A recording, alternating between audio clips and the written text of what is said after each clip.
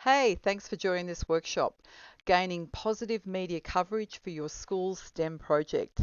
So this is one of the sessions of the Deakin STEM Education Conference, and as you can see, there are my contact details. So let's see. There we go. I'd like to acknowledge the Wiradjuri people who are the traditional custodians of the land on which I present this workshop in Blaney, Central West New South Wales. I'd like to pay respects as well to the elders, both past and present, of the Wiradjuri Nation and extend that respect to other Indigenous Australians who are present. So hello and welcome. What we're doing is we're workshopping your STEM story ideas. If you haven't already done so, we're using Google Jamboard. I'll give you details in a few slides' time. Plan B, as a teacher, always have to have a plan B, is the chat function here. I'll pre-record this so I'll be able to liaise and chat with you as we go. Plan C is the chat and the workshopping um, interactive element would be offline after the workshop asynchronously. Okay, so I'm Margaret Paton, nee Jakovats. I'm an education and tech writer. I freelance. I'm a former K-12 casual relief and temp teacher, primary trained, and also have a bit of a side hustle as an online business English coach for adults. Currently, I'm a Deakin University student in the Certificate of Education Research program as well, looking at media representations of out of field STEM teachers in high school. Very early days on that one though. So my backstory, I started freelancing for Melbourne and Greek newspapers in the late 1980s. I've been a news assistant for ABC Radio then, the Sunday Age as their first cadet way back in 1990. Have published in more than 100 mastheads in Australia, Europe and North America. Have won awards, got 35 years experience. And now freelancing for the last 5 years for online and print magazines, and also do ghostwriting as an opinion editorial writer. Okay, I regularly contribute to the Australian Educator and the Australian Teacher Magazine Education Headquarters. The latter is Margaret Ryan. The education field for journalists is really tiny in Australia, so that's why I had to choose a different name, a different byline for my ATM stories. That's my partner's surname. Okay, niches, education, technology, the future of work, including digital transformation and modern apprenticeships. I've got a BA journalism, grad dip in comms management, and a Master of Teaching Primary. Today we'll learn mini lesson 1, thinking like a journalist. Mini lesson 2, doing your due diligence. Mini lesson 3, pitching, crafting and targeting and following up. I'll do a bit of revision and we'll have questions as well, but throughout questions are fine. So we'll cover these skills: writing a story pitch, liaising with journalists, following up and promoting. This is the Google Jamboard. I would love you to put your ideas, your responses to the questions that I'll have. There's the shortened bit.ly link. Sometimes they break, so that's why we've got the full link here. I would hope you have access to this link before the workshop starts, so you've been able to share your ideas and start working on your STEM pitches. So first, a question: a school chicken coop or a digital twin for a new school building? Which will the media cover? It's not what you think. It depends. Here's why the chicken coop story could win. It had distinctive elements. Maybe they had the kids had designed a solar panel to open the chooks, the roosting door in the mornings and then close it after they've gone to roost at night so that foxes don't get in. Maybe the school had already organised approval for their spokespeople to speak to the media, so that wasn't an issue of racing around to do that.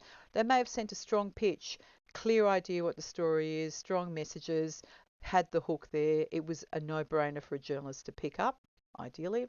Accessible. The spokespeople were accessible. The journalists didn't need to speak to 12 people. They went to the authority, the expert for the project. Maybe they spoke to a student or two as well. Okay, So there's great images that the school provided, high resolution ideally, or they may have suggested staged photos the so the journalist can take their own images and made it easy for that to happen. They didn't need interviewee approval for the story. So once a journalist writes a story, that was fine. Off they go. It can be published. That the school trusted the process within the media organisation to check for errors, to find any typos before the story saw the light of day, and relationship building. So it was the chicken coop story could get a Guernsey, as we say, because there was already a strong relationship between the media organisation and the school. Okay, so it's about what teachers do all the time. We build relationships. So why wouldn't the school with a digital twin be covered? A lot could go wrong. So we're going to take a 2-minute pause and think, what would make a journalist or publication not cover a school's STEM story about digital twinning? So I'd love you to share your thoughts in a chat box. A digital twin, by the way, is an online 3D, a virtual, it could be 4D as well with a time element. So it's a virtual online representation of maybe a site, a building, a precinct, or Singapore. The whole state, the whole country of Singapore has a digital twin. Okay, that's what they kind of look like. So why a school's digital twinning project might not get media coverage. So let's have a think for that. I will hope that you can put some comments in the chat box. We'll do 2 minutes here, or you can use the Jamboard. And I'm going to be putting on some beautiful Dawn at the Creek, a nature track from ABC Radio for 2 minutes to give you a bit of thinking time.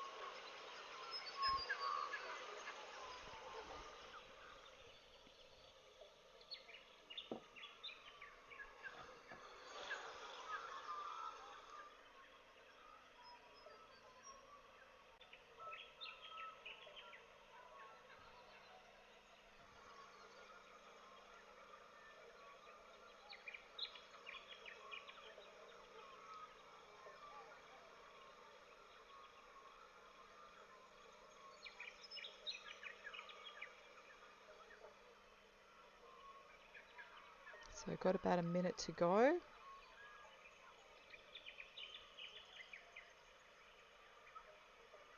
Just putting a bit of a clue up there for you.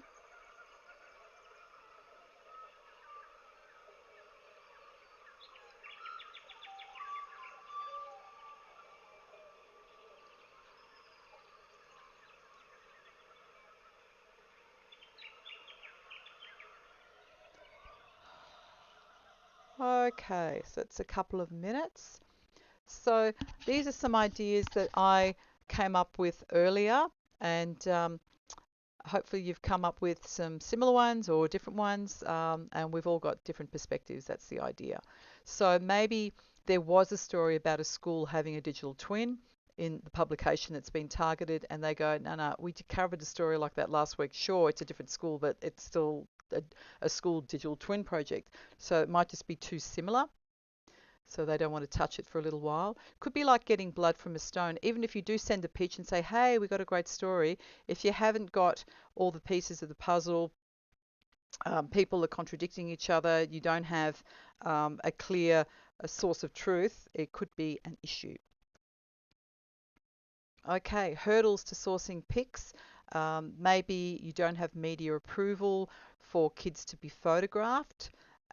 Maybe that takes a little bit of time, and that would be something that the journalist doesn't have a lot of. They just want to get things kind of happening fairly quickly. They will seem hyperactive, I've got to say.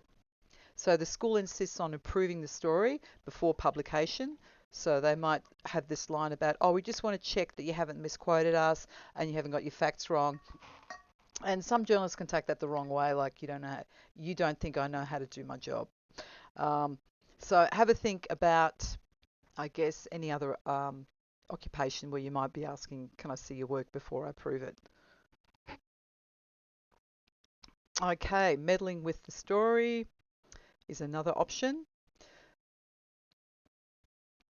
And it's not an exclusive story.